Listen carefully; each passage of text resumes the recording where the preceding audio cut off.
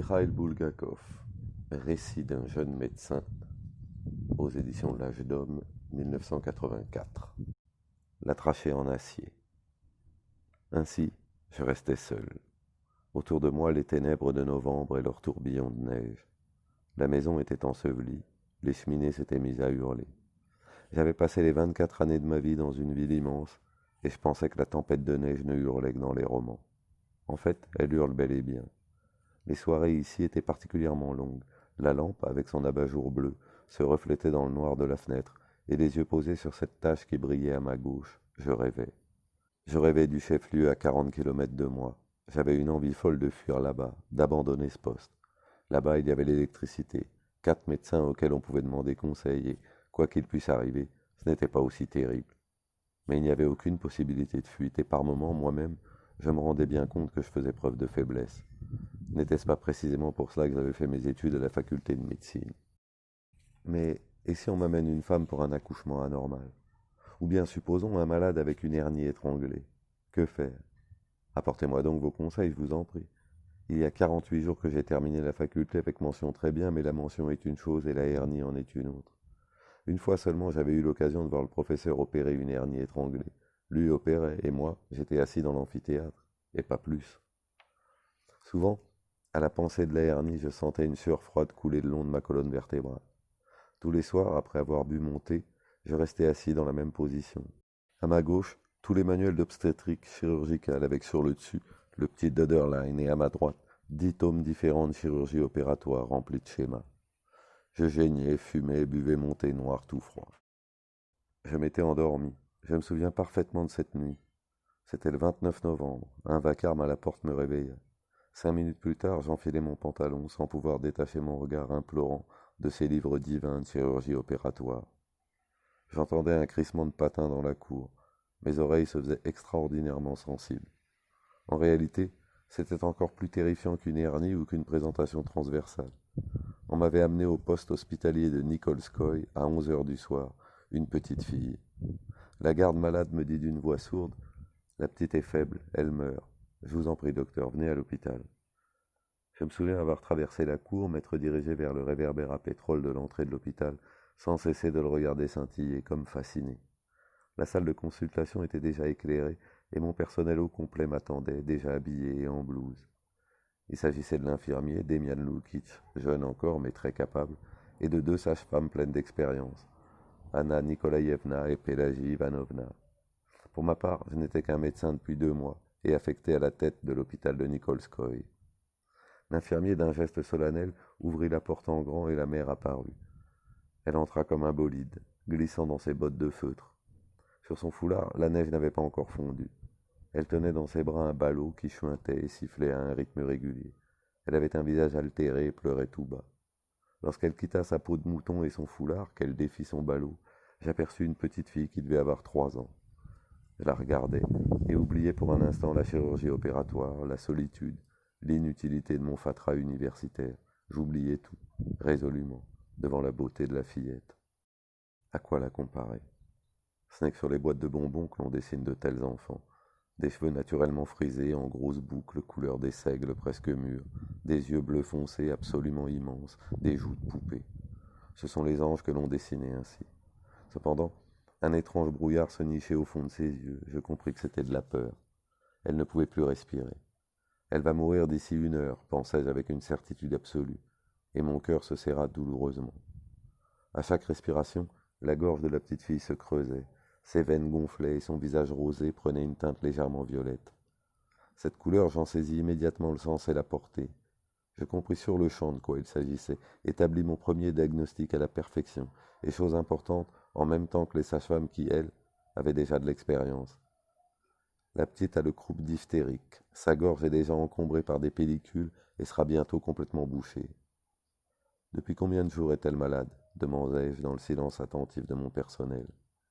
C'est le 5e jour, oui, le 5e, dit la mère en me regardant fixement de ses yeux secs. Croup diphtérique, dis-je entre mes dents à l'infirmier. Et à la mère. Mais à quoi pensais-tu, dis-moi? À quoi? À ce moment-là, une voix pleurnicharde s'éleva derrière moi. Le 5e jour, monsieur le docteur, oui, le 5e. Je me retournai et vis une vieille femme silencieuse, le visage tout rond dans un foulard. Que ce serait bien s'il n'y avait plus toutes ces vieilles bonnes femmes, pensai-je avec le triste pressentiment d'un danger. Toi la vieille, tais-toi, tu me gênes, dis-je. Et à la mère je répétais, mais à quoi pensais-tu? 5 jours, hein? D'un geste soudain machinal, la mère donna la petite fille à la vieille et s'agenouilla devant moi. Donne-lui des gouttes, dit-elle en frappant le sol de son front. Si elle meurt, je me pendrai. Lève-toi immédiatement, répondis-je, sinon je ne m'occupe plus de toi.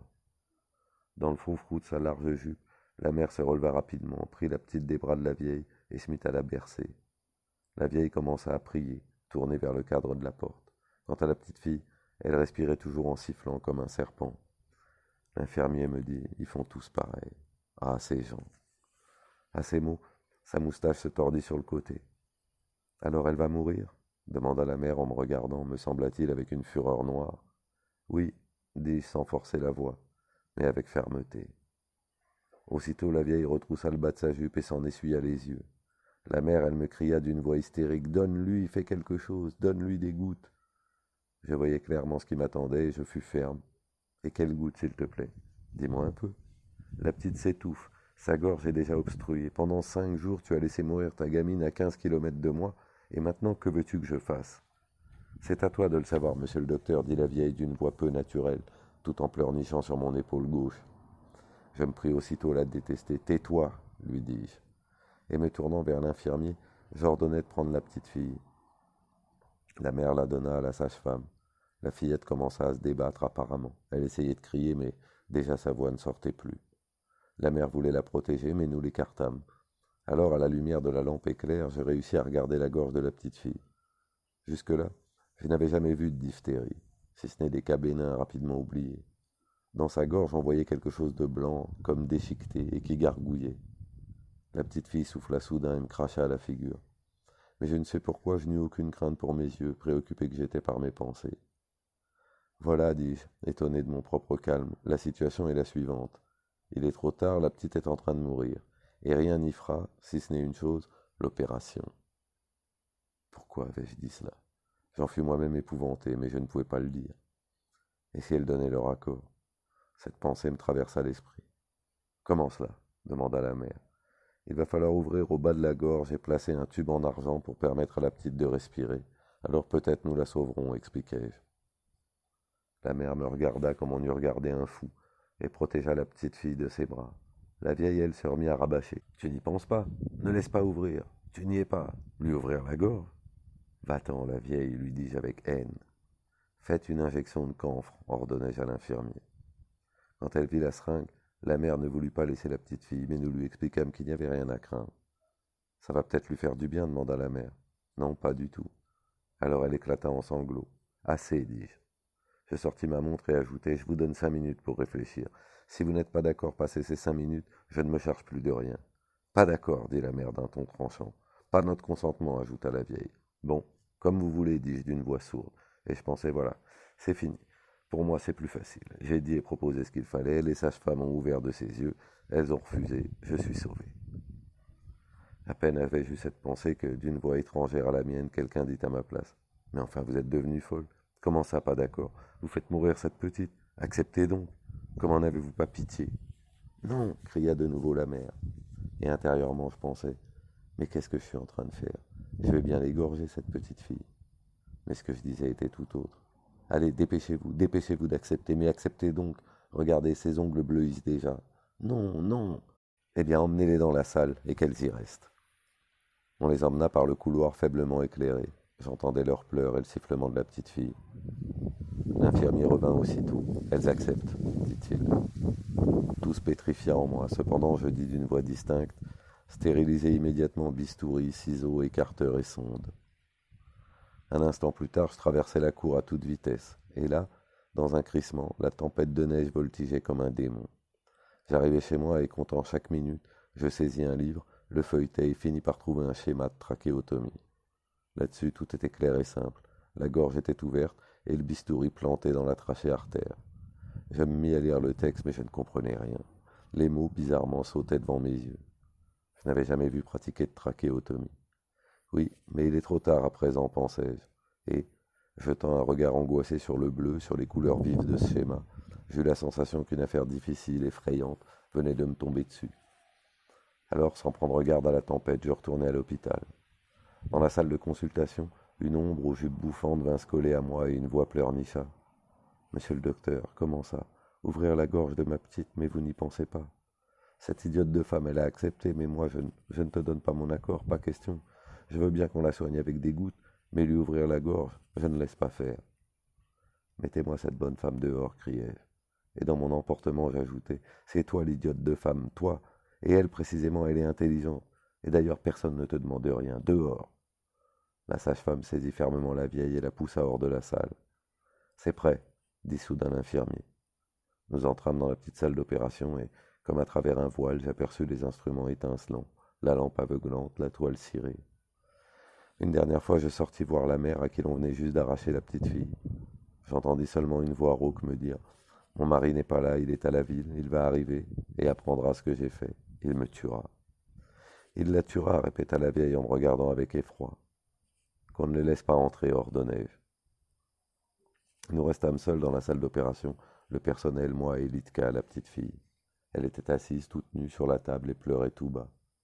On la fit allonger, et tout en la tenant fermement, on lui lava la gorge et on la lui badigeonna d'iode. Puis je saisis le bistouri, sans cesser de penser, mais qu'est-ce que je suis en train de faire? Tout était absolument calme dans la salle d'opération.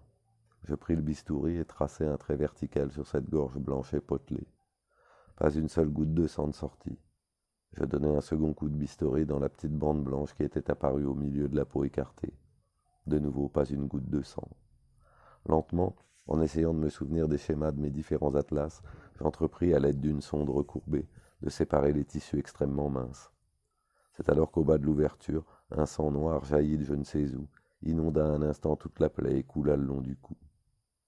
L'infirmier commença à l'essuyer avec des tampons, mais il coulait toujours. Me remémorant tout ce que j'avais vu à l'université, j'essayais de rapprocher les lèvres de la plaie avec des pinces, mais je n'y arrivais pas. Je fus pris de sueur froide et mon front était trempé.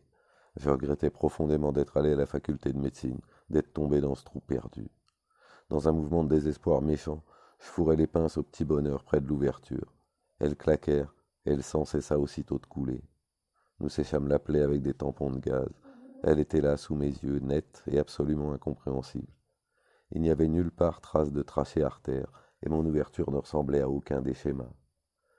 Il se passa encore 2 ou 3 minutes pendant lesquelles, d'une manière parfaitement machinale et incohérente, je piochais dans la plaie avec soit le bistouri, soit la sonde, à la recherche de la trachée artère. Vers la fin de la 2e minute, je désespérais de la trouver. C'est la fin, pensais-je. Pourquoi ai-je fait cela? J'aurais bien pu ne pas proposer l'opération et Litka serait morte tranquillement dans une chambre, alors que maintenant, elle va mourir avec la gorge déchirée. Et jamais je ne prouverai à personne qu'elle serait morte de toute façon, que je ne pouvais pas aggraver la chose. Sans un mot, la sage-femme m'essuya le front. Poser le bistouri et dire « Je ne sais pas ce qu'il faut faire ensuite ». Telle fut ma pensée, et je revis les yeux de la mère. Je levai à nouveau le bistouri et sans but précis, je fis une entaille profonde, nette, dans la chair de Litka. Les tissus cédèrent et brusquement, j'eus sous les yeux la trachée artère. « Écarteur !» lançai-je d'une voix rauque. L'infirmier me les donna. J'enfonçai un écarteur d'un côté, l'autre de l'autre, et fis tenir l'un d'entre eux à l'infirmier. À présent, je ne voyais qu'une seule chose, les petits anneaux grisâtres de la trachée. J'y plantai le tranchant de mon bistouri, et là, je demeurai paralysé. La trachée sortit de la plaie. L'infirmier, l'idée m'en traversa l'esprit, était devenu fou. Il s'était mis tout d'un coup à arracher la trachée. Dans mon dos, les 2 sages-femmes poussèrent un cri. Je levai les yeux et compris ce dont il s'agissait. L'infirmier, en fait, dans cette chaleur étouffante, s'était évanoui, et sans lâcher l'écarteur, tirait la trachée artère. Tout est contre moi, c'est le destin, pensais-je. À présent, nous avons égorgé Litka, c'est certain. Et avec ces vérités, j'ajoutai intérieurement. Aussitôt à la maison, je me tire un coup de revolver. Alors la sage-femme principale, apparemment très expérimentée, s'élança, tel un rapace, vers l'infirmier, et se saisit de l'écarteur tout en disant, les dents serrées, « Continuez, docteur. » L'infirmier tomba bruyamment, se cogna, mais nous ne le regardions même pas. J'enfonçai le bistouri dans la trachée, puis y plaçai le tube en argent. Celui-ci glissa facilement, mais Litka resta immobile. L'air ne pénétra pas dans la trachée comme il aurait fallu. Je poussai un profond soupir et m'arrêtai. C'est tout ce que je pouvais faire. J'avais envie de demander pardon à quelqu'un, de me repentir d'être entré à la faculté de médecine avec une telle légèreté. Le silence régnait. Je voyais Litka qui bleuissait. J'avais envie de tout abandonner et de me mettre à pleurer. Quand soudain, Litka tressaillit vivement, expulsa à travers le tube un jet de vilaine mucosité, et l'air pénétra dans sa gorge avec un sifflement. Puis la petite fille commença à respirer et à hurler. À cet instant, l'infirmier se souleva pâle, couvert de sueur. Il regarda la gorge hébétée, effrayée, et entreprit de m'aider à la coudre. Comme dans un rêve, et à travers le voile de transpiration qui me couvrait les yeux, je voyais les visages heureux des sages-femmes. L'une d'entre elles me dit « En voilà une opération brillamment réussie, docteur. » Je pensais qu'elle se moquait de moi, et d'un air sombre je lui lançai un regard en dessous. Puis les portes s'ouvrirent toutes grandes et un souffle d'air frais entra. On emmena Litka dans un drap, et aussitôt la mère apparut à la porte. Elle avait des yeux de bête sauvage. Elle me demanda « Alors ?» En entendant le son de sa voix, je sentis une sueur me couler dans le dos. Alors seulement je compris ce qui se serait passé si Litka était morte sur la table d'opération. Mais c'est d'une voix parfaitement tranquille que je lui répondis « Calme-toi un peu. Elle est vivante. Elle vivra, j'espère. Seulement, tant que nous n'aurons pas retiré le tube, elle ne pourra pas parler. Alors n'ayez pas peur. » À ce moment-là, la vieille surgit comme un diable hors de sa boîte, fit des signes de croix vers la poignée de la porte, vers moi, vers le plafond. Mais cette fois-ci, je ne me fâchais pas. Je me retournai et ordonnai de faire une piqûre de camphre à Litka et d'organiser un tour de garde auprès d'elle. Puis je rentrai chez moi en traversant la cour. Je me souviens de la lumière bleue de mon cabinet, du Deaderline posé là, et des livres éparpillés. Tout habillé, je m'approchai du canapé, m'y allongeai, et cessai aussitôt de voir quoi que ce soit. Je dormis sans même faire un seul rêve. Un mois passa, puis un second. J'en avais vu bien d'autres, et il y avait eu plus terrible que la trachée de Litka. Je l'avais même oublié. Alentour, c'était la neige. De jour en jour, le nombre de mes consultations augmentait. Un beau jour après le nouvel an, une femme entra dans la salle de consultation, tenant par la main une gamine empaquetée comme un ballot. La femme avait des yeux rayonnants. Je la regardai attentivement et la reconnus. « Ah, c'est Litka? Alors, comment ça va ?»« Tout va bien. » La gorge de Litka n'avait plus de bandage. La petite fille était intimidée et avait peur, mais je réussis malgré tout à lui soulever le menton pour regarder. Son cou rose était marqué d'une cicatrice brune verticale et de deux autres très fines transversales du haut point. « C'est parfait, dis-je. Il n'est pas utile de revenir. »« Je vous remercie, docteur. Merci, dit la mère. Puis elle ordonna à Litka. Dis merci au monsieur. Mais Litka ne voulait rien me dire. Je ne la revis plus jamais de ma vie. Je commençais à l'oublier. Quant au nombre de mes consultations, il ne cessait d'augmenter. C'est ainsi qu'un jour, il y eut 110 personnes. Nous commençâmes à 9 heures du matin pour terminer à 8 heures du soir. Un peu chancelant, je quittai ma blouse. La sage-femme principale me dit « C'est grâce à la trachéotomie que nous avons une telle consultation. Savez-vous ce que l'on dit dans les villages? On raconte que vous avez remplacé la trachée artère malade de Litka par une trachée en acier et que vous avez recousu. On va dans ce village spécialement pour voir Litka. Votre renommée est faite, docteur. Toutes mes félicitations. » « Et elle vit ainsi, avec une trachée en acier, demandai-je. Oui, elle vit ainsi. Quant à vous, docteur, bravo. Et avec quel sang-froid vous agissez, c'est merveilleux. Ouais. Vous savez, je ne m'affole jamais, dis-je sans trop savoir pourquoi, mais sentant bien qu'à mon degré de fatigue, j'étais même plus capable d'avoir honte, et je me contentais de détourner les yeux. Je lui dis au revoir et rentrai chez moi. La neige tombait à gros flocons, recouvrait tout. Le réverbère était allumé et ma maison était solitaire, calme et pleine d'importance. Quant à moi, tout en marchant, je ne désirais qu'une chose, dormir.